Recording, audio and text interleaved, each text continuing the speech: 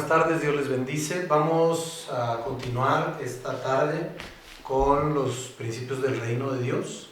Vamos a terminar en esta clase, lo de los principios. Vamos a orar primeramente para que el Señor nos bendiga de una manera sobrenatural, poderosa y grande. Padre Santo, en el nombre de Jesús te damos tantas gracias por tu amor, tu majestad, tu poder, tu autoridad, por todo cuanto tú eres, precioso Rey del cielo. Te ruego, hermoso mío, que te magnifiques, que hagas obras perfectas, grandes y maravillosas en nuestra vida, que todo lo que has determinado sea cumplido. Te pedimos de tu sabiduría, Señor, en este estudio para que todo se cumpla de acuerdo a tu voluntad, de acuerdo a lo que tú has determinado y de acuerdo, Señor, a lo que tú has hablado para nuestra vida. Te rogamos, hermoso mío, que te magnifiques de una manera extraordinaria, poderosa, sobrenatural y maravillosa, para que todo cuanto has hablado, Señor, todo cuanto tú has dicho y todo cuanto tú has propuesto en tu corazón para nuestras vidas, sea cumplido de forma sobrenatural, poderosa y grande, y que todo, Señor, todo sea de acuerdo a tu hermosa y preciosa voluntad. Yo te doy infinitas gracias porque tú eres bueno, porque tu misericordia es para siempre, y porque sé, mi Dios, que tú y solo tú tienes el control, pidiéndote, Señor, esa unción apostólica, profética, evangelística, pastoral y magisterial, para que podamos comprender, Señor, las profundidades de lo que tú quieres hablar a nuestra vida, dándote gracias siempre en el nombre de Jesús. Amén, amén y amén. Quiero retomar rápidamente los puntos que empezamos la semana pasada para establecer algunas situaciones que les comenté que era necesario que comprendiéramos para poder avanzar hacia los principios. La número 1 fue: antes de que venga lo nuevo, tiene que ser quitado lo viejo. El punto número 2 era entender los momentos o los tiempos de Dios, que eran hoy, aquí, ahora, no mañana ni al rato. El punto número 3 es que el tiempo se ha cumplido. Cuando nosotros entendemos esto, entendemos que Dios ya nos ha llamado, nos ha buscado, nos ha convocado y nos ha enviado a hacer un trabajo. El punto número 4 es el arrepentimiento, y explicamos el por qué debería de haber un genuino arrepentimiento en cualquier persona que viniera al Señor, y que si no había arrepentimiento no había nuevo nacimiento. El quinto punto era la conversión, que tenía que haber un cambio de 180 grados en la conducta de la gente para que las cosas operaran. Esos fueron los 5 puntos, y vamos al 6, que es donde vamos a empezar el día de hoy, que es anunciar las buenas nuevas. Esto es el Evangelio del Señor Jesucristo. Los mayores milagros en los que la gente cree, o los que la gente busca, son los milagros creativos. Y son los milagros creativos porque a través de ellos la gente puede obtener situaciones y circunstancias que nunca pensaría que podrían suceder. Pero yo siempre me he preguntado si no el mayor milagro es el milagro de la vida que nos regala Dios día con día. Y esto nos lo regala por su bondad, por su benignidad, por su amor. Ahora bien, la palabra de Dios nos da grandes promesas, preciosas promesas. Y si nosotros tomamos una parte de la palabra de Dios, una porción de la palabra de Dios, y lo empezamos a vivir, entonces podemos cambiar nuestra vida. Voy a poner un ejemplo meramente. Dice Mateo 7:7, la oración y la regla de oro. Pedid y se os dará, buscad y hallaréis, llamad y se os abrirá, porque todo aquel que pide, recibe, y el que busca halla, y al que llama se le abrirá. ¿Qué hombre hay de vosotros que si su hijo le pide pan, le dará una piedra, o si le pide un pescado, le dará una serpiente? Pues si vosotros, siendo malos, sabéis dar buenas dádivas a vuestros hijos, ¿cuánto más vuestro Padre que está en los cielos dará buenas cosas a los que le pidan? Así que todas las cosas que queráis que los hombres hagan con vosotros, así también haced vosotros con ellos, porque esto es la ley y los profetas. Y es algo que perdemos de vista. Cuando nosotros estamos compartiendo el Evangelio, le hablamos a la gente de un sinnúmero de cosas y circunstancias. Le hablamos de un Dios poderoso, de un Dios grande, de un Dios magnífico, de un Dios que sana, de un Dios que levanta, de un Dios que sustenta, y muchas veces nosotros no lo hemos vivido. Eso es una problemática. Y si yo no estoy convencido de que hay un Dios que sana, porque a mí no me ha sanado, entonces ¿cómo voy a predicar a un Dios sanador? Si no estoy convencido de un Dios que salva, porque yo no creo haber sido salvado tal cual, entonces ¿cómo voy a compartir un evangelio de salvación? Si yo no creo en un Dios que es mi fortaleza, ¿cómo voy a poder ir con algún acongojado y decirle, Dios es tu fortaleza? Tenemos que saber y conocer lo que Dios tiene para nosotros a través de su palabra para poder transmitirlo. Ahora bien, la gran comisión consiste en ir y hacer discípulos. Esto es algo que es bien importante porque muchas veces la gente dice, tú solo recibe a Cristo y con eso está bien, pero no, mis amados, no está bien tan así, digo yo, ¿no? A lo mejor yo soy muy especial en ese sentido, pero la palabra de Dios no falla, porque la palabra nos dice claramente esa situación, que tenemos que ir y hacer discípulos. Estoy buscando la cita bíblica, regálenme un segundito. Ir y hacer discípulos. Estamos sobre los capítulos 20 y algo de Mateo. Voy.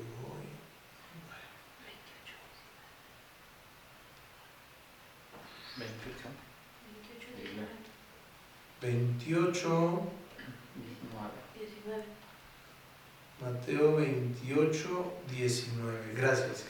Por tanto, id y haced discípulos a todas las naciones, bautizándolos en el nombre del Padre, y del Hijo, y del Espíritu Santo. Atención en lo que dice el verso 20. Enseñándoles que guarden todas las cosas que os he mandado, y he aquí yo estoy con vosotros todos los días hasta el fin del mundo. Amén. Aquí hay un punto que es bien importante. Dice, por tanto, ir y hacer discípulos. Vamos a ver la versión del lenguaje actual para que no haya errores. Ustedes vayan y hagan más discípulos míos, dice el Señor Jesucristo, en todos los países de la tierra. Bautícenlos en el nombre del Padre, del Hijo y del Espíritu Santo. Enséñenles a obedecer todo lo que yo les he enseñado. Yo estaré siempre con ustedes hasta el fin del mundo. Más claro no se puede, de verdad, mis amados. Esto es lo que tenemos que hacer, no nada más decirle a la gente recibe a Cristo. Tenemos que comprometernos con Dios a enseñarles la palabra. Voy a poner un ejemplo muy crudo y muy, pues a la gente a veces no le gusta, pero a mí se me hace que es muy puntual. Es como aquel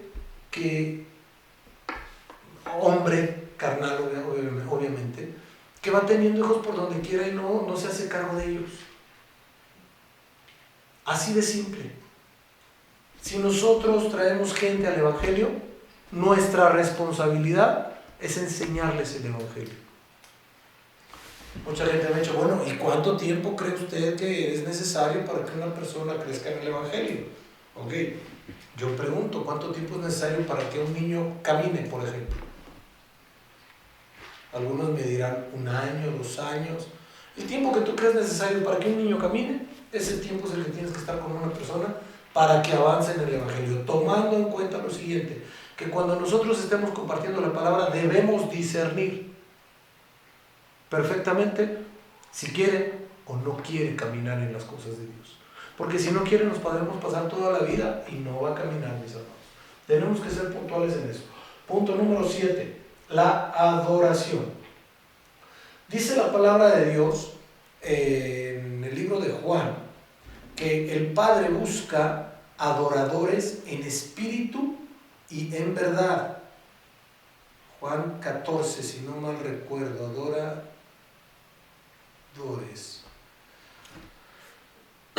Juan 4:23, mas la hora viene y ahora es cuando los verdaderos adoradores adorarán al Padre en espíritu y en verdad, porque también el Padre tales adoradores busca que le adoren.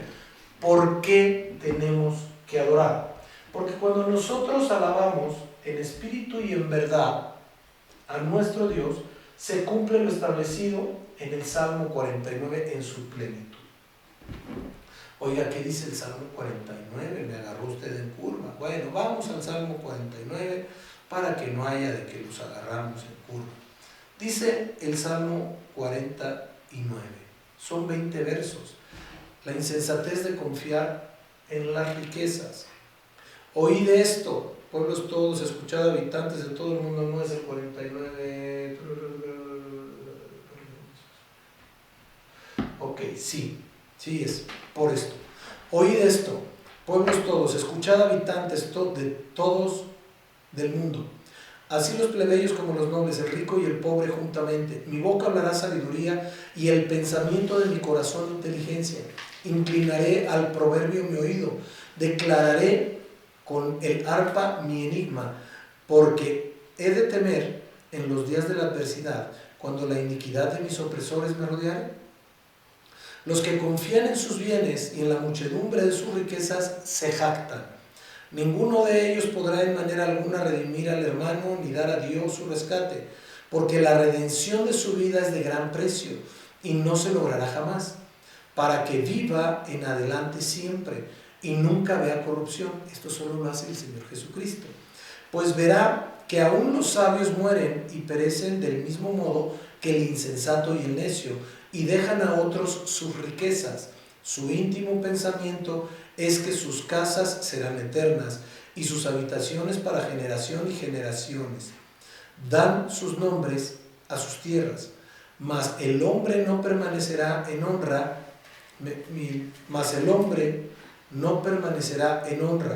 Es semejante a las bestias que perecen. Este su camino es locura. Con todo, sus descendientes se complacen en el dicho de ellos, Selah. Es como una bendición.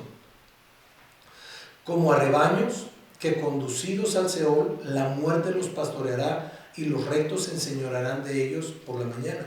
Se consumirá su buen parecer y el Seol será su morada. Pero Dios redimirá mi vida del poder del Seol, porque Él me tomará consigo, Selah. Es como decir gloria a Dios.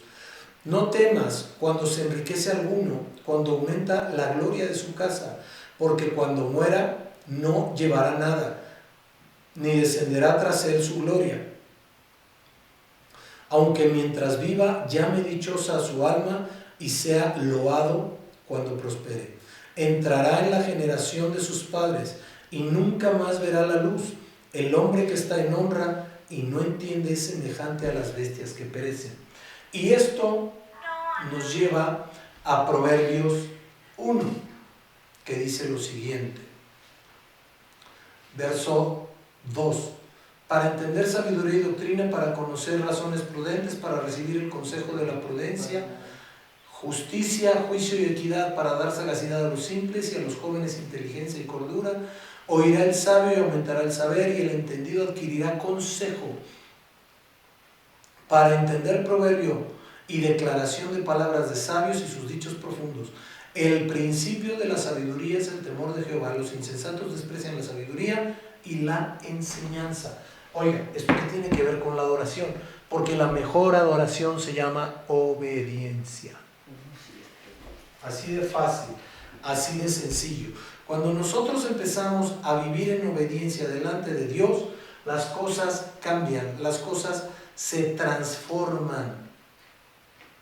El Salmo 23 es una declaración profética de lo que tenemos que vivir.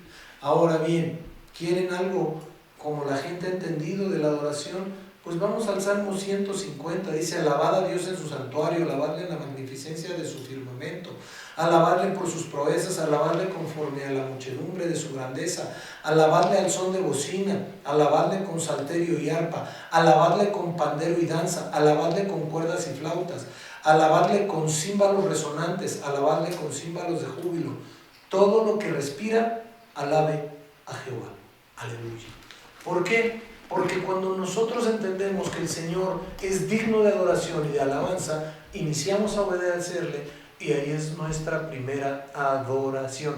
Y cuando nosotros empezamos a adorar a Dios, nuestra casa, que es nuestro cuerpo, porque dice que somos templos del Espíritu Santo, empieza a desarrollarse, empieza a crecer, empieza a operar correctamente como el Señor manda, como el Señor instruye. Y esto es importantísimo. Estas 7 cosas que estamos terminando son importantísimas. Ahora bien, vamos a los principios del reino de Dios. El primer principio, o el número 1, como lo quiera usted nombrar, es el principio de dependencia.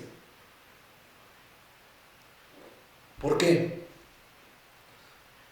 Porque Dios nos ha hecho dependientes unos de otros. Si lo vemos en lo natural, los ermitaños siempre tienden a morir, pero las sociedades tienden a vivir. Ahora, ¿dónde podemos ver esta situación muy plasmada en la palabra de Dios? Juan 15:1 dice: yo soy la vid verdadera y mi Padre es el labrador.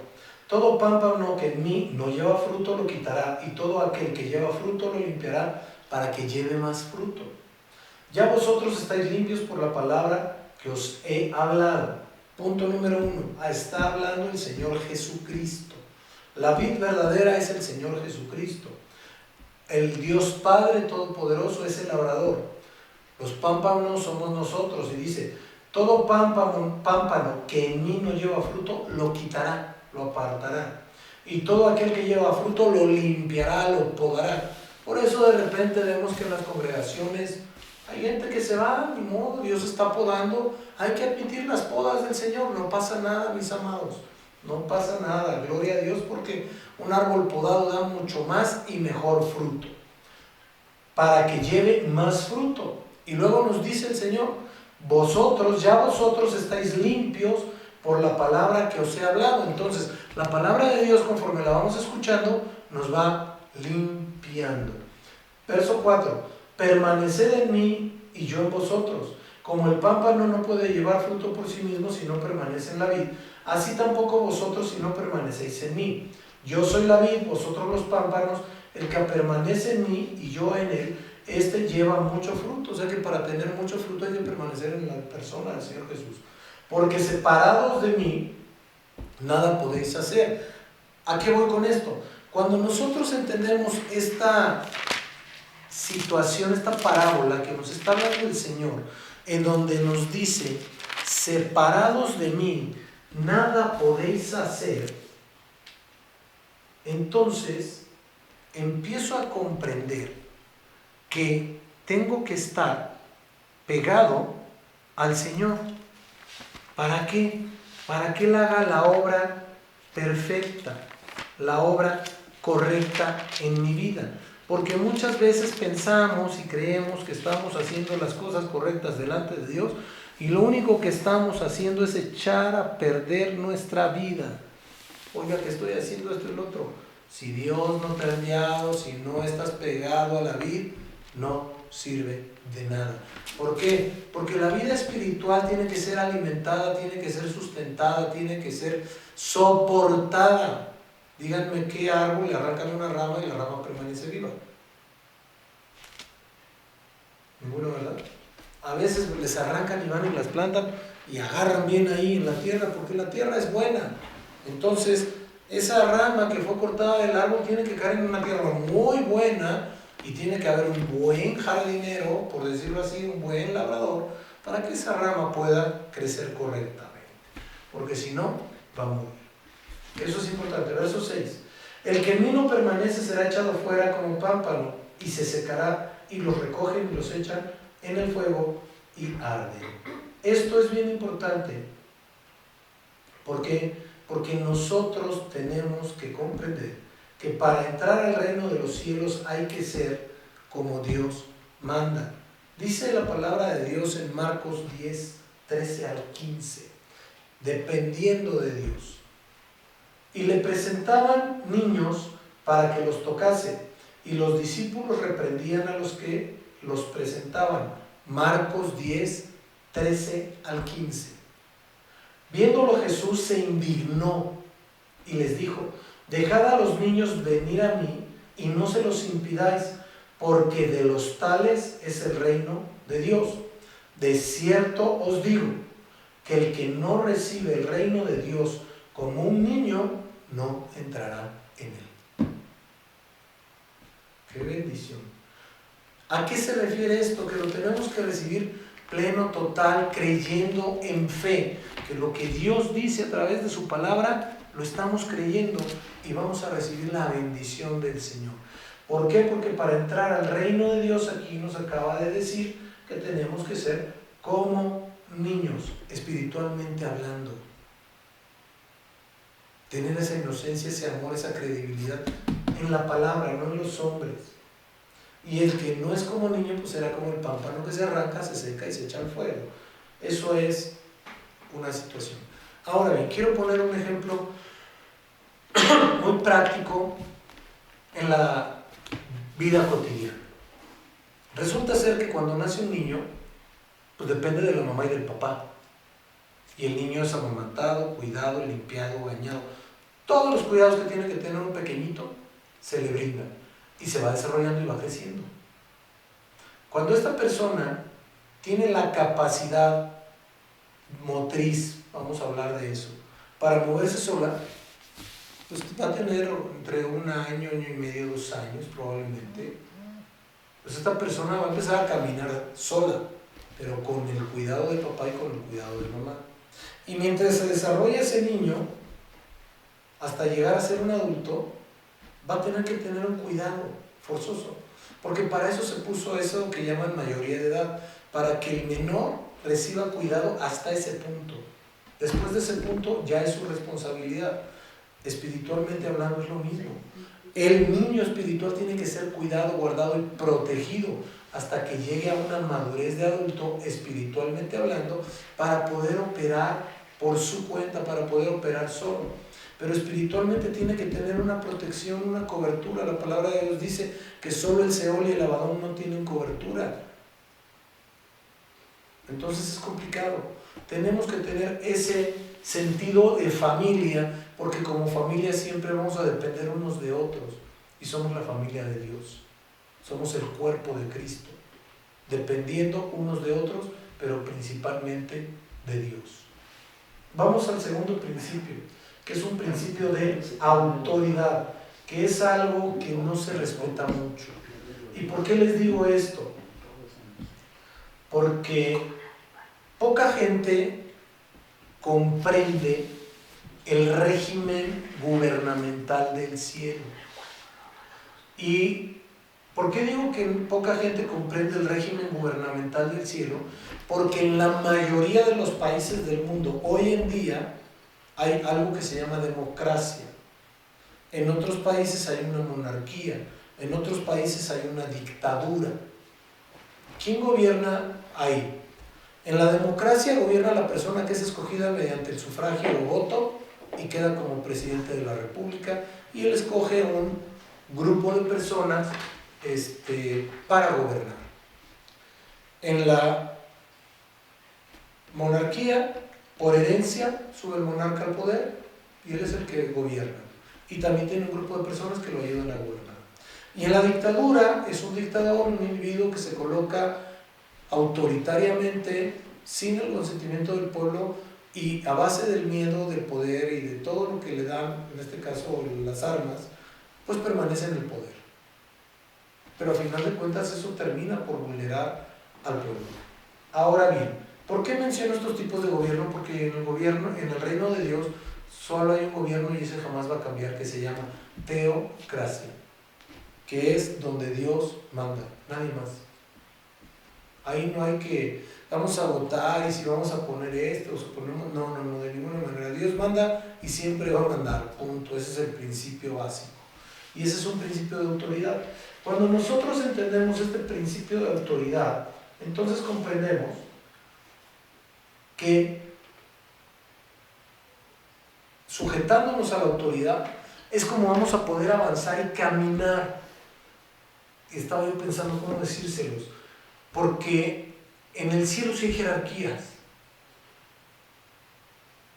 sí las hay, y cuando nosotros entendemos esas jerarquías celestiales, entonces las plasmamos en la tierra y hay jerarquías naturales con una representación celestial.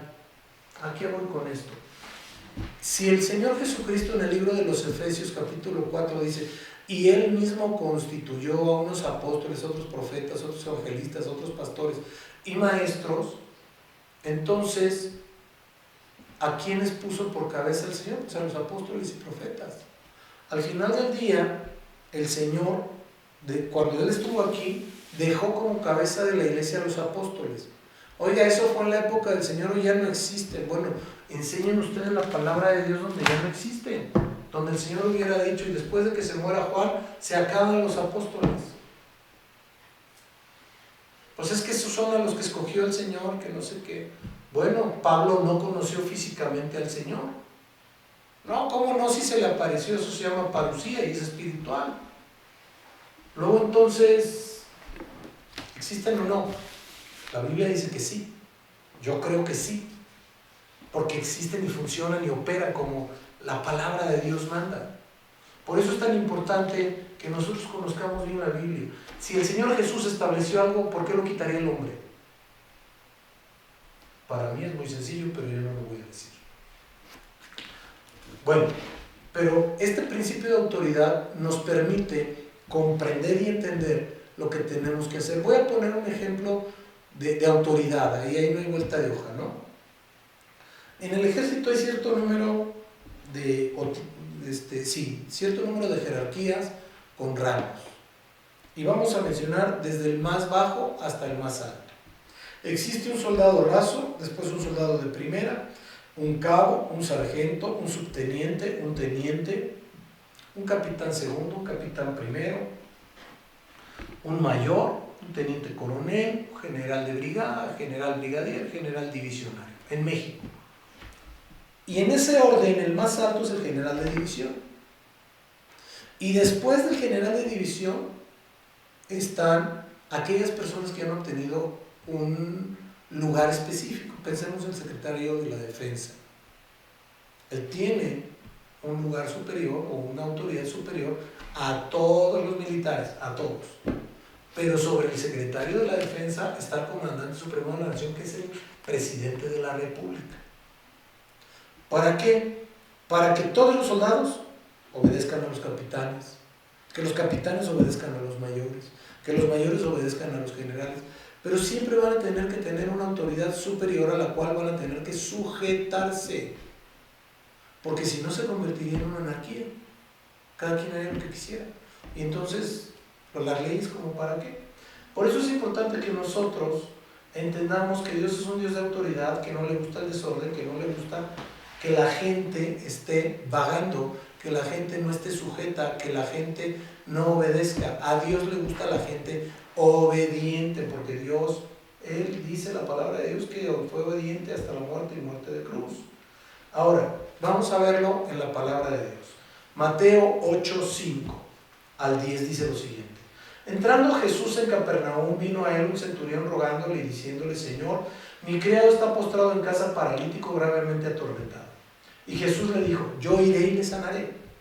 Respondió el centurión y dijo: Señor, yo no soy digno de que entres bajo mi techo, solamente di la palabra y mi criado sanará. Porque también yo soy hombre bajo autoridad, y tengo bajo mis órdenes a soldados, y digo a este: ve y va, y al otro: ven y viene, y a mi siervo: haz esto, y lo hace. Al oírlo Jesús se maravilló y dijo a los que le seguían: de cierto os digo que ni aún en Israel he hallado tanta fe. El soldado conocía jerarquía y conocía autoridad, y reconoció la autoridad del Señor Jesucristo en el ámbito espiritual, cosa que nos puede faltar a muchas personas en la iglesia. Reconocer la autoridad espiritual de alguien, y no reconocer la autoridad espiritual que alguien cree que tiene, sino la que Dios ha otorgado. Y ese es un grave problema, porque mucha gente ha tomado posiciones, lugares, puestos, por decirlo de alguna manera, que no le corresponden por derecho divino, porque no hay un llamado de Dios, y entonces eso es un problema. Un problema.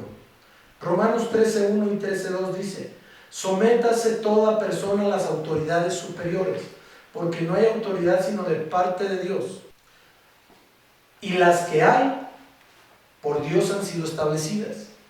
De modo que quien se opone a la autoridad, a lo establecido por Dios resiste. Y los que le resisten acarrean condenación para sí mismos. Hay otra versión que dice, y los que resisten a Dios acarrean maldición para sus vidas. Esto es bien importante, ¿por qué?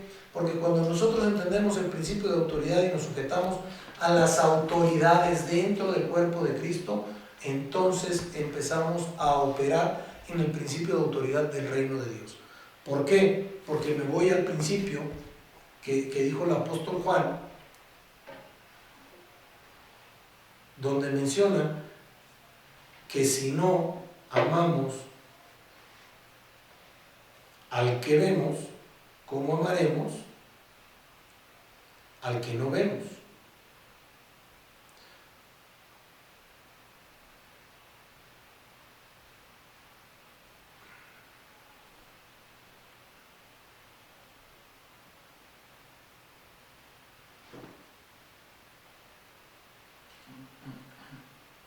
Búsquenlo por favor, ¿no? Sí. Y esto pues nos lleva a entender y comprender esta situación. ¿Cómo puedo yo decir que me voy a sujetar a Dios, que no lo veo, y no me puedo sujetar a mi autoridad? Juan 1, primera de Juan 4:20. Primera de Juan 4:20. Si alguno dice yo amo a Dios y aborrece a su hermano, es mentiroso. Pues el que ama a su hermano a quien ha visto, ¿cómo puede amar a Dios a quien no ha visto? Lo voy a leer con la situación de la autoridad. Si alguno dice yo me sujeto a Dios, pero no se sujeta a su autoridad, que es su hermano en Cristo, digamos al pastor, por decir algo, y no se sujeta a su hermano, tal es mentiroso. Porque si no se sujeta a su hermano a quien ha visto, ¿cómo se sujetará a Dios a quien no ha visto? Es una mentira de Satanás eso de que yo me sujeto solo a Dios. No. ¿Quieres saber si alguna persona está sujeta a Dios? Vean cómo se comporta con su autoridad. Punto. No hay vuelta de hoja. Siempre hace lo que quiere. Con Dios es igual. Siempre va a hacer lo que quiere. Vamos al tercer principio. Principio de paternidad. Dios es un Padre celestial y mandó a su Hijo. Por eso es que el Señor dividió su persona en tres personas: el Padre, el Hijo y el Espíritu Santo. El Padre para tener la figura de la paternidad, el Hijo para tener la figura de la hermandad y el Espíritu Santo para tener la figura de la protección y el amor de Dios. Esto es importante. Ahora bien, dice Juan 3:16, porque de tal manera amó Dios al mundo que ha dado a su Hijo unigénito para que todo aquel que en él cree no se pierda, mas tenga vida eterna. Y luego le dice Juan 1:12, mas a todos los que le recibieron, a los que creen en su nombre, les dio potestad de ser hechos hijos de Dios. Entonces sí hay paternidad, claro que sí la hay. El apóstol Pablo dice en 1 Corintios 4:15 lo siguiente: porque aunque tengáis 10,000 años en Cristo, estos 10,000 logros, por decirlo de alguna manera, no tendréis muchos padres, pues en Cristo Jesús yo os engendré por medio del Evangelio. Yo os engendré por medio del Evangelio. Ahora bien, hay muchas situaciones en el Evangelio en cuanto a la paternidad se refiere. Les decía al principio que el Señor nos ha mandado a ser discípulos, pero resulta ser que mucha gente me llevó a los pies de Cristo. ¿Y dónde está? Te cuida, te protege, te discipula, te enseña, ora por ti, te conoce, no te conoce. ¿Dónde está? Luego entonces, ¿quién es el que lleva a cabo la función del Padre? Pues es aquella persona que cuida de tu vida, que te bendice, que te protege con su cobertura espiritual, que ora por ti, que te ama como un hijo espiritual o una hija espiritual. Y obviamente dice la palabra que debemos honrar a nuestros padres espirituales. Y si no lo hacemos, entonces no cumplimos con ese principio de la palabra de la honra. Ahorita lo vamos a ver un poquito adelante. Ahora hay algo que es bien importante. bien, bien importante. A la patria celestial, a lo que llaman cielo, a la nueva Jerusalén, solo van a entrar los hijos de Dios. Aquí no entran los primos, los vecinos, los simpatizantes, los de las buenas intenciones, no. Entran los que son hijos. Si yo soy hijo de Dios, porque la palabra dice sí, pero te comportas como tal, haces las cosas como tal, honras como tal, glorías a Dios como tal, obedeces lo que dice la palabra como tal. De ahí puedes saber si eres un hijo o no eres tan hijo. Esto es bien importante. Ahora, Dios ha puesto padres en la tierra, padres espirituales. Lo acabamos de leer con el apóstol Pablo, que dice, no tendréis muchos padres. ¿Y a qué me refiero? Eliseo, a Elías, cuando fue levantado le decía, Padre mío, carro de Israel. ¿Por qué? Porque espiritualmente era su padre. Lo fue guiando, lo fue llevando, lo fue tomando, lo fue impregnando de lo que él tenía, enseñándolo, para que cuando él partiera, Eliseo pudiera tomar su lugar. Ahora bien, el apóstol Pablo a Timoteo lo llamaba hijo. Y a todos los discípulos que tenía, que estaban con él, los llamaba hijo. Por eso es que todo cristiano, toda cristiana debe tener un padre espiritual, un padre que haga el trabajo que debe hacer un papá espiritual. Esto es bien importante. Hay gente que dice que no existe, pues la Biblia a mí me dice que sí, pero bueno, eso es tema de otro estudio. Cuarto principio, el principio del dar. En todos los aspectos es darse. Ya leímos en Juan 3:16 que ha dado a su Hijo unigénito, ¿verdad? El dar es en todas las áreas de nuestra vida, porque a mucha gente le cuesta, como el joven rico, el área de las finanzas, ¿no? Vamos al libro de Marcos, capítulo 10, verso 17, dice, al salir él, repito, Marcos 10, 17, al salir él para seguir su camino, vino uno corriendo, e hincando la rodilla delante de él le preguntaba, Maestro bueno, ¿qué haré para heredar la vida eterna? O sea, por principio cuando le dijo, Maestro bueno, ¿qué haré para heredar la vida eterna? Jesús le dijo, ¿por qué me llamas bueno? Ninguno hay bueno, sino solo uno, Dios. Bendito sea el Señor que nos deja. Imagínense, ¿no? Pero bueno, dicen los mandamientos, ¿sabes? No adulteres, no mates, no hurtes, no digas falso testimonio, no defraudes, honra a tu padre y a tu madre. Él entonces respondiendo le dijo, Maestro, todo esto lo he guardado desde mi juventud. Entonces Jesús mirándole le amó. Por su respuesta se ha de haber enternecido. Y le dijo, una cosa te falta, anda, vende todo lo que tienes y dalo a los pobres y tendrás tesoro en el cielo, y ven y sígueme tomando tu cruz. El Señor no quería que se quedara pobre, lo que hizo fue probar su corazón. Fíjense que dice el verso 22, pero él afligido por esta palabra se fue triste porque tenía muchas posesiones.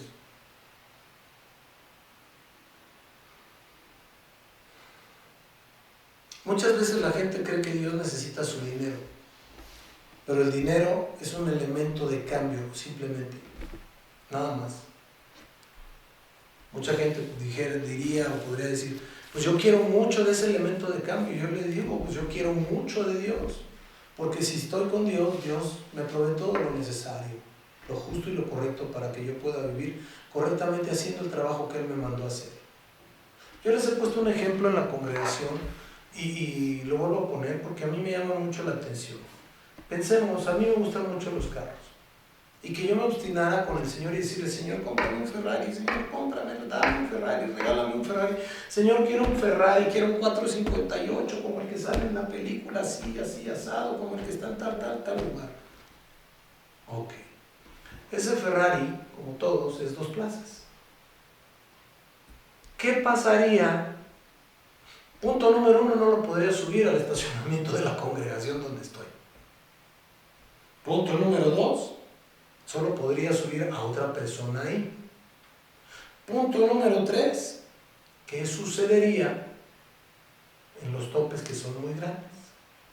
Punto número 4, ¿con qué mantendría yo ese Ferrari?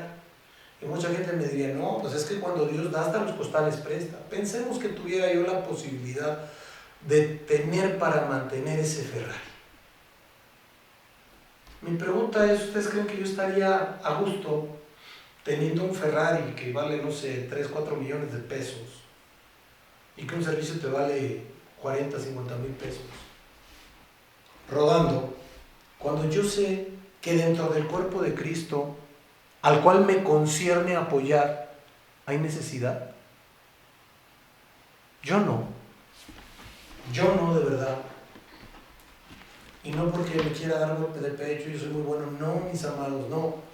Pero en la medida de las posibilidades tenemos que ayudar a los que son parte de nuestro cuerpo.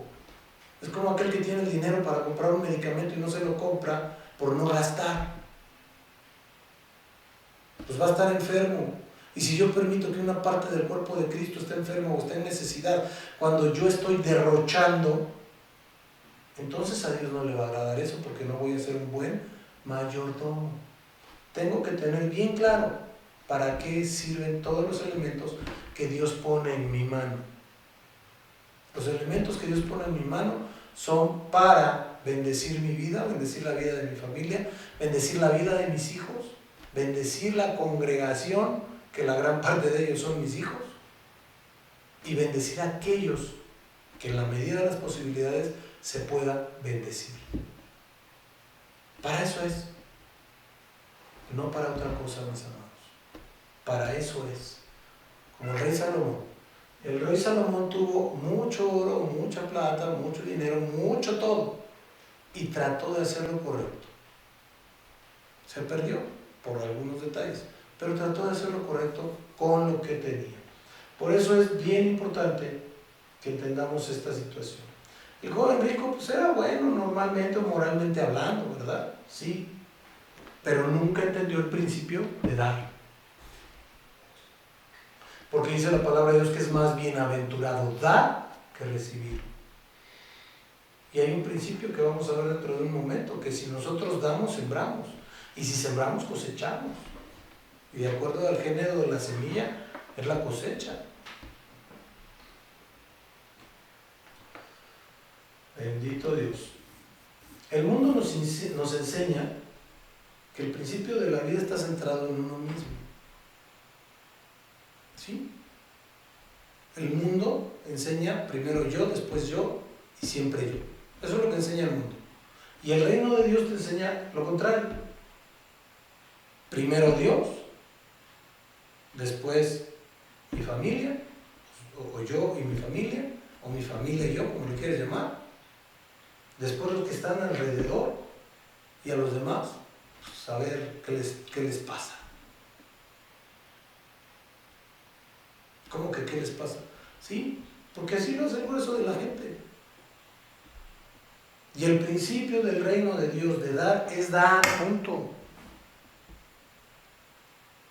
Y no tienes que dar esperando recibir, sino tienes que dar porque dar es bueno delante de Dios. Aún en el cuerpo de Cristo, por eso les dije, y los demás a ver qué pasa. No podemos estar a ver qué pasa. Si yo veo a un hermano en necesidad y yo tengo la posibilidad de resolverle el problema sin perjudicar mi vida, se lo tengo que resolver. Ese es mi principio.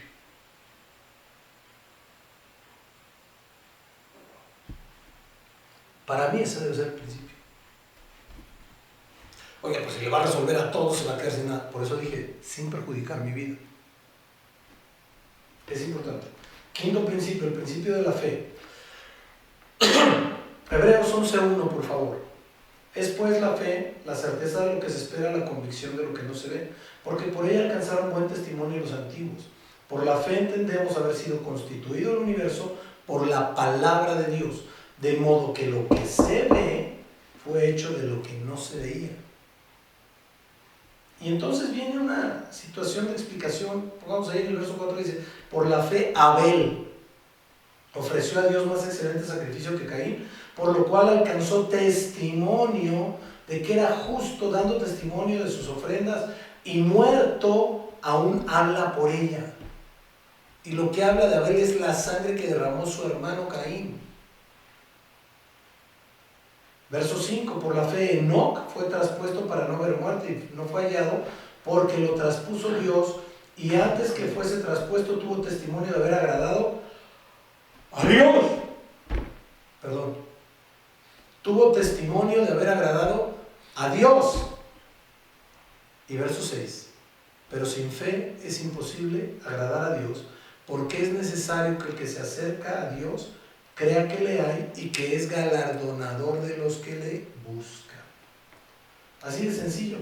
Si no tenemos fe, pues no agradamos a Dios. Y si no tenemos fe, no tenemos la convicción de lo que no se ve para recibir lo que sí se ve, y entonces no hay nada. El desafío de un cristiano, de un hijo de Dios o de una hija de Dios es vivir en fe, creer que Dios va a hacer, aparte de lo que pueda hacer Él. Sexto principio, principio de la obediencia. Yo creo que es uno de los más difíciles. Filipenses 2:5 dice: haya pues en vosotros este sentir que hubo también en Cristo Jesús, el cual siendo en forma de Dios no estimó ser igual a Dios como cosa a que aferrarse, sino que se despojó a sí mismo, tomando forma de siervo, hecho semejante a los hombres. Y estando en la condición de hombre, se humilló a sí mismo, haciéndose obediente hasta la muerte, y muerte de cruz. Por lo cual Dios también le exaltó hasta lo sumo y le dio un nombre que es sobre todo nombre. Pero esto es impresionante. Se hizo obediente hasta la muerte y muerte de cruz. La pregunta es: ¿hasta dónde estás dispuesto a obedecer tú? No, yo no voy a obedecer para que me maten. Nadie te va a matar. Pero ¿hasta dónde estás dispuesto a obedecer? Yo te lo voy a decir. Más del 90% de la gente está dispuesta a obedecer hasta donde no llega a tocar su yo. ¿Cómo? Sí. Cuando ya le tocas, vas a tener que renunciar a tu yo para que sea la voluntad de Dios. Entonces ahí hay problemas. Ahí ya hay problemas. Porque yo, ¿por qué? Que lo haga otro. ¿Yo por qué? Le corresponde a otro. ¿Yo por qué? No es mi obligación. Error. Sí es nuestra obligación como hijos de Dios y debemos obedecer. Primera de Samuel 15:22 dice: y Samuel dijo: se complace Jehová tanto en los holocaustos y víctimas como en que se obedezca a las palabras de Jehová. Ciertamente, hay otra versión que dice muy seguramente, el obedecer es mejor que los sacrificios y prestar atención a la grosura de los carneros. Obediencia. Séptimo principio, principio de honra. Primera de Samuel 2:28. Y yo le escogí por mi sacerdote entre todas las tribus de Israel para que ofreciese sobre mi altar y quemase incienso y llevase efod delante de mí. Y di a la casa de tu padre todas las ofrendas de los hijos de Israel, ¿por qué habéis hollado mis sacrificios y mis ofrendas que yo os mandé ofrecer en el tabernáculo? Y has honrado a tus hijos más que a mí, engordándoos de lo principal de todas las ofrendas de mi pueblo Israel. Primera de Samuel 2:30. Por tanto, Jehová el Dios de Israel dice: yo había dicho que tú y la casa de tu padre andarían delante de mí perpetuamente, mas ahora ha dicho Jehová: nunca yo tal haga, porque yo honraré a los que me honran, y a los que me desprecian serán tenidos en poco. Aquí el Señor le está hablando a través del profeta Samuel al rey de Israel, no a cualquier persona, al rey de Israel llamado Saúl. Y resulta ser que esta frase la termina puntualmente: porque yo honraré a los que me honran, y los que me desprecian serán tenidos en poco. Dios honra a los que le honran. ¿Cómo se honra a Dios? Obedeciendo su palabra, haciendo correctamente lo que está escrito en su palabra. No a los ojos de nosotros, sino a los ojos de Él. Esto es bien, bien importante. El octavo principio para mí es el más importante de todos. El principio del amor. Primera de Juan 4, 7, 8. Primera de Juan 4, 7 y 4, 8. Amados, amémonos unos a otros porque el amor es de Dios. Todo aquel que ama es nacido de Dios y conoce a Dios. El que no ama no ha conocido a Dios porque Dios es amor. Primera de Juan 4, 16. Y nosotros hemos conocido y creído el amor que Dios tiene para con nosotros. Dios es amor. Y el que permanece en amor permanece en Dios y Dios en él. Primera de Juan 5, 3. Pues este es el amor de Dios, que guardemos sus mandamientos. Y sus mandamientos no son gravosos. Juan 3, 16. Porque de tal manera amó Dios al mundo que ha dado a su Hijo unigénito, para que todo aquel que en él cree no se pierda, mas tenga vida eterna. Porque no envió Dios a su Hijo al mundo para condenar al mundo, sino para que el mundo sea salvo por él. ¿Más amor que entregar a su Hijo para que tú y yo fuéramos salvados? No hay más. Y nosotros nos tenemos que entregar a nosotros mismos en el servicio a Dios, demostrando nuestro amor. Otro principio, noveno, principio de legalidad. Este es un principio que mucha gente pierde de vista. Éxodo 23, 6. No pervertirás el derecho de tu mendigo en su pleito. Lo que nos corresponde por derecho, Dios nos lo da. Y si nosotros quitamos un derecho a alguien, estamos yendo en contra de lo que está escrito en la Biblia. No podemos pervertir el derecho. Tiene que ser aplicable. Isaías 61, 7, 8 y 9. En lugar de vuestra doble confusión y de vuestra deshonra, os alabarán en sus heredades, por lo cual en sus tierras poseerán doble honra y tendrán perpetuoso, que tiene que ver la honra con el derecho. Vamos al verso 8. Porque yo Jehová soy amante del derecho. Dios ama la ley. Por eso a mí cuando me preguntan, ¿y cómo es que usted es abogado y es cristiano? Porque haciendo las cosas correctamente, pues no vemos por dónde movernos. Dice la palabra de Dios, si hubiéramos pecado, abogado para con el Padre tenemos a Jesucristo. Si Jesucristo es abogado, ¿por qué el hombre no podrá ser abogado haciendo las cosas correctamente como dice la ley? A mí en lo personal me da mucho coraje cuando la gente dice que los abogados son como los plátanos, que no hay uno derecho.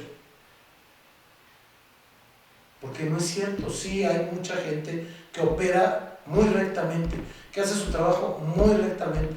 Hay otros que son corruptos, adentro y afuera del sistema, sí. Pero los que nos comportamos bien, no tenemos problema.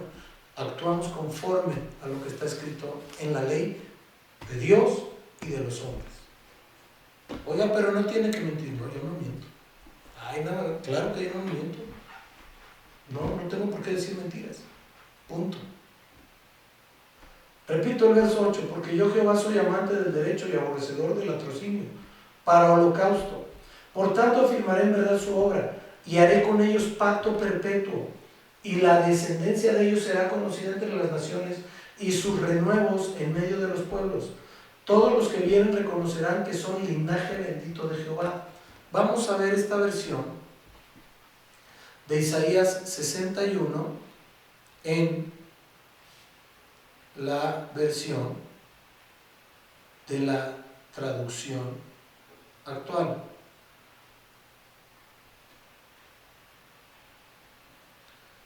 Para que veamos cómo dice. Verso 7. Porque ustedes han tenido que sufrir el doble de lo que se merecían, y ellos los han llenado de vergüenza y de insultos. Por eso recibirán doble porción de riquezas para que siempre vivan felices. Verso 8. Dios dijo: yo, el único Dios, amo la justicia, pero odio el robo y el crimen. Por eso les daré una gran recompensa y haré con ustedes pacto que nunca tendrá fin. Verso 9. Sus descendientes serán famosos entre todas las naciones. Cuando la gente los vea dirá: son un pueblo bendecido por Dios. Esto es importante que nosotros lo comprendamos y lo entendamos y lo vivamos. 10º principio, el principio del entendimiento, que a veces cuesta mucho trabajo, pero bueno. Job 6:24. Enseñadme y yo callaré, hacedme entender en qué he errado. Esta es una gran problemática porque mucha gente quiere escuchar la voz de Dios, audible, cuando no son capaces de escuchar la exhortación de su autoridad espiritual. ¿Cómo? Pues no se puede. Y ahí dice: hazme entender en qué he fallado, en qué he errado. Dios no les va a hablar, de verdad, porque además si les hablara, quién sabe qué pasaría. Job 10:2. Diré a Dios: no me condenes, hazme entender por qué contienes conmigo, hazme comprender por qué no me dejas hacer mi voluntad. Por eso, porque no es agradable y perfecta y buena delante de Dios. Job 13:23. ¿Cuántas iniquidades y pecados tengo yo? Hazme entender mi transgresión y mi pecado. Hazme entender, hazme entender, hazme entender. Salmos 19:12. ¿Quién podrá entender sus propios errores? Líbrame ahora de los que me son ocultos. Salmos 32:7 al 9. Tú eres mi refugio, me guardarás de la angustia, con cánticos de liberación me rodearás. Y luego dice el Señor: te haré entender y te enseñaré el camino que debes andar, sobre ti fijaré mis ojos. No seáis como el caballo o como el mulo, sin entendimiento, que han de ser sujetados con cabestro y con freno, porque si no, no se acercan a ti. Es importante entender lo que es el entendimiento. Proverbios 1:2. Para entender sabiduría y doctrina, para reconocer razones prudentes, para entender proverbio y declaración, palabras de sabios y sus dichos profundos. Eso es el verso 6. 14:8. La ciencia del prudente está en entender su camino. La ciencia del prudente, la clave del prudente está en que entienda cómo debe caminar. Mas la indiscreción de los necios es engaño. Debemos entender correctamente. 11º principio. Principio de la transformación. Hay gente que recibe a Cristo y sigue igual, que dice que va avanzando, que va creciendo y están iguales. Siguen teniendo las mismas conductas de cuando llegaron. No quiero, no puedo, y le ponen pretextos a todo para no crecer, para no madurar y no avanzar. Se van a quedar igual siempre, siempre. Y resulta ser que a veces alguien que está pegado o está cercano crece porque se está preparando, porque se está instruyendo, porque está avanzando, porque está desarrollando, y la otra persona no. Esto es personalísimo. Personalísimo. Segunda de Corintios 5:16 al 18 dice: de manera que nosotros de aquí en adelante a nadie conocemos según la carne, y aun si a Cristo conocimos según la carne, ya no lo conocemos así. Verso 17. De modo que si alguno está en Cristo, esto nos habla de permanencia, estar, es el verbo ser, estar. Si alguno está en Cristo, nueva criatura es, las cosas viejas pasaron, he aquí todas son hechas nuevas. Es decir, el que viene a Cristo empieza a vivir una vida nueva. ¿Pero cuál? Aquel que realmente se entregó a Cristo. Porque cuando nosotros nos entregamos a Cristo, nuestra vida cambia, nuestra vida se transforma. Si vamos a la derecha y recibimos a Cristo, vamos a ir a la izquierda. Nuestra vida cambia en 180 grados. Porque si estamos haciendo lo incorrecto delante de Dios, vamos a empezar a hacer lo correcto delante de Dios. Verso 18. Y todo esto proviene de Dios, quien nos reconcilió consigo mismo por Cristo y nos dio el ministerio de la reconciliación. Nosotros tenemos que ser reconciliados con Dios a través de la persona de Jesús. Ahora bien, el apóstol Pablo dice que si alguien robaba, ya no robe, si alguien hacía algo mal, ya no lo haga. Cambiar la forma de vivir. Si no hay transformaciones, porque realmente Cristo no ha entrado a nuestro corazón. Porque cuando no teníamos a Cristo en nuestro corazón, resultaba que lo que salía de nosotros eran maldiciones, pecado, algunas cosas que no deberían ser. Pero cuando el Señor Jesucristo llegó y llenó nuestro corazón, lo que debe salir de nuestra boca es bendición, como dice el apóstol Santiago. De una misma fuente no pueden salir agua dulce y salada. No puede proceder bendición y maldición del mismo lugar. Principio número 12, principio de congruencia. Si tú crees, Santiago 2.19, Santiago 2.19. Si tú crees que Dios es uno, bien haces. También los demonios creen y tiemblan. Mas quieres saber, hombre vano, que la fe sin obras es muerta. ¿No fue justificado por las obras Abraham nuestro padre cuando ofreció a su hijo Isaac sobre el altar? ¿No ves que la fe actuó juntamente con sus obras y que la fe se perfeccionó por las obras? Aquí hay un punto que debemos conocer. Mucha gente dice, bueno, sí, la palabra dice que no es por obras para que nadie se gloríe. Sí, en cuanto a la salvación. Pero los galardones son a través de las obras por medio de la fe. No podemos seguir viviendo con las obras muertas, con las obras que nos llevan a muerte. Pero tenemos que llevar a cabo obras para cumplir con la palabra de Dios. Verso 23. Y se cumplió la escritura que dice: Abraham creyó y le fue contado por justicia y fue llamado amigo de Dios. Vosotros veis, pues, que el hombre es justificado por las obras y no solamente por la fe. Hago un paréntesis aquí. Dice, Abraham creyó a Dios y le fue contado por justicia. El Señor le pidió a Abraham que le sacrificara a Isaac en holocausto. Pero si ya soy tu amigo, ya soy salvado, ya estoy bien, sacrifícame a Isaac en holocausto. Aquí la situación es que Isaac iba a ser figura de nuestro Señor Jesucristo sacrificado. Era el único hijo de promesa que tenía, porque había tenido a Ismael primero. Y resulta ser que le pidió que lo matara.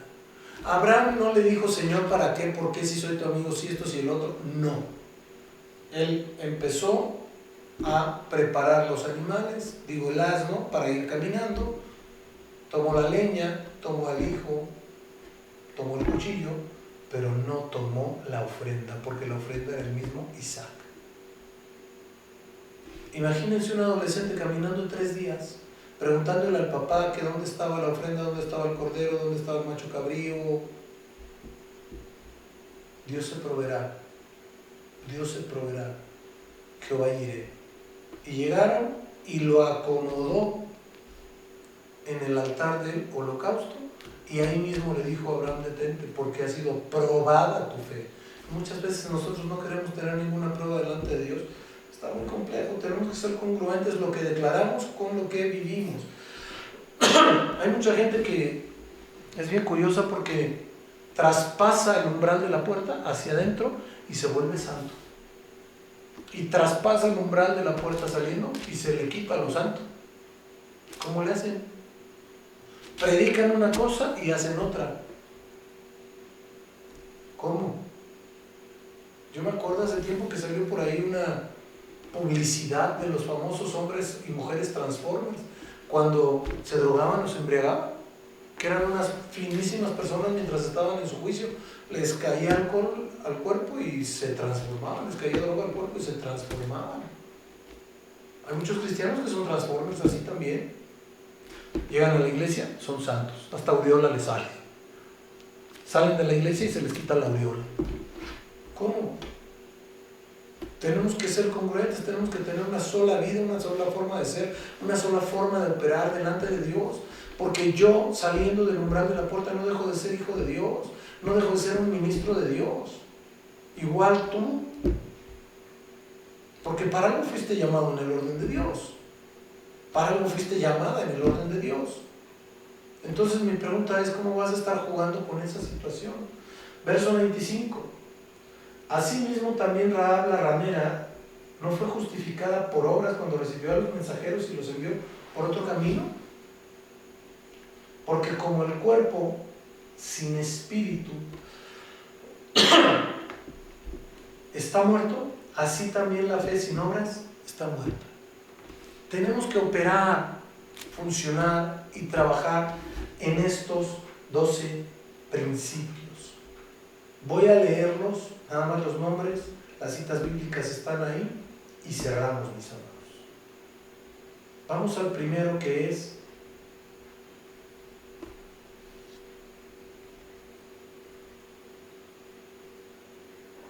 el principio de dependencia. Segundo, principio de autoridad. Tercero, principio de paternidad. Cuarto, el principio del dar. Ahí está en cumplir en la ley de las finanzas con Dios también. El quinto, el principio de la fe. El sexto, el principio de la obediencia a la palabra de Dios, a Dios, a las autoridades, obediencia y sujeción. Séptimo, principio de honra.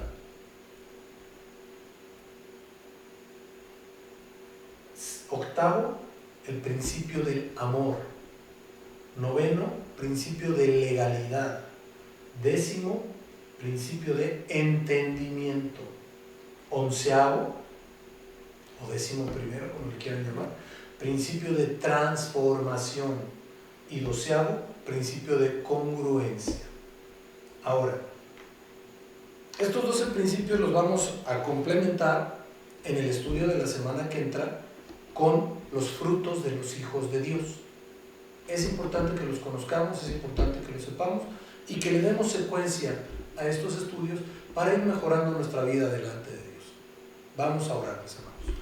Padre Santo, en el nombre de Jesús te damos tantísimas gracias por esta oportunidad que tú nos das de avanzar y conocer de tu palabra, por llevarnos, Señor, cada día a más, por llevarnos, Señor, a entender y comprender lo que tú quieres, lo que tú deseas de nuestra vida, por llevarnos, Señor, a andar en tu camino, por llevarnos, Señor, a conocer estos principios, pero, Señor, yo te pido que nos lleves a cumplir estos principios en nuestra vida, para que estos principios, Señor, nos hagan permanecer en tu camino, como dice tu palabra, si alguno está en Cristo, para que estemos en ti, Señor Jesús, y podamos cumplir correctamente con tu bendita palabra y obedecerla, Señor, honrarla.